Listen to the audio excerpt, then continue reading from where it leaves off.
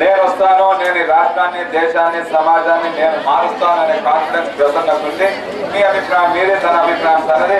మీరిద్దరు ఒకరినొకరు brain wash చేయాల్సిన అవసరం లేదు. అందరూ కూడా ఇంకొకసారి ప్రసన్నకి ఒక పెద్ద రౌండ్ ఆఫ్ అప్లాస్ చేయండి. చాలా చక్కగా మాట్లాడండి.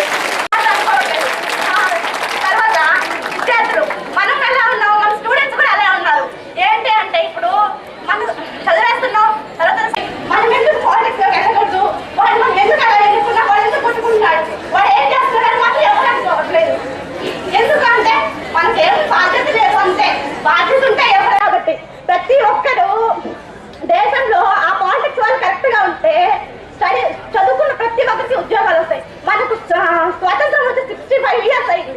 65 ఇయర్స్ అయినా ఒక ఇయర్ లో 15% కూడా జాబ్స్ రాకుంటే ఎందుకు అట్లా చేస్తారు?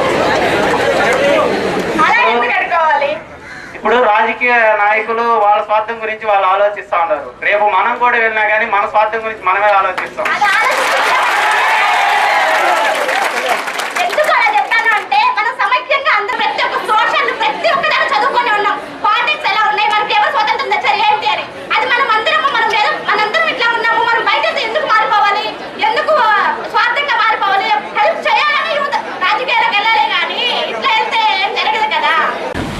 ఈ యువపథం కార్యక్రమము నవంబర్ 18న అనంతపూర్ జిల్లాలో స్టార్ట్ చేశాము. ఇది రాష్ట్ర వ్యాప్తంగా చేస్తున్న కార్యక్రమము. సుమారు 220 రోజులు జరుగుతుంది. అయితే ఇది ఒక ఏడాది పాటు క్యాలెండర్ ఇయర్, మధ్యలో ఈ సెలవులు లేకుంటే హాలిడేస్ ఉన్నప్పుడు బ్రేక్ తీసుకుంటాము. కాబట్టి 220 days ఫుల్గా జరుగుతున్న కార్యక్రమం. ఈ కార్యక్రమం ముఖ్య ఉద్దేశం ఏంటంటే మన రాష్ట్ర దేశ జనాభాలో 25% యువతే ఉన్నారు. ఇప్పుడు 18 నుంచి 30 ఏళ్ళ వాళ్ళు. అంటే దేశ భవిష్యత్తు వాళ్లే, రాష్ట్ర భవిష్యత్తు వాళ్లే.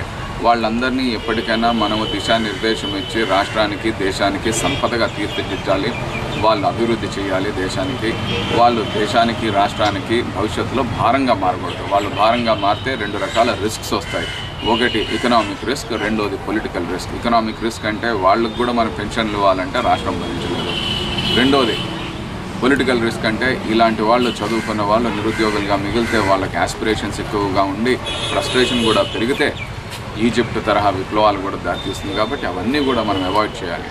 అందుకని యువతను ఇటువంటి ఇష్యూస్ మీద అంతా సెన్సిటైజ్ చేయడానికి వాళ్ళల్లో చర్చలు జరిపించి, వాళ్ళతోటే వాళ్ళ సమస్యల గురించి మాట్లాడించి, పరిష్కారాలు చెప్పించి, ఒక ఆలోచన శక్తి క్రియేట్ చేసి వాళ్ళ భవిష్యత్తును ఏ విధంగా వాళ్ళ చేతుల్లో తీసుకోగలరు, ఏ విధంగా ఇవన్నీ సెన్సిటైజ్ చేసి ఒక ఆలోచన శక్తి క్రియేట్ చేస్తాము అనే ఉద్దేశంతో కులాలకు, మతాలకు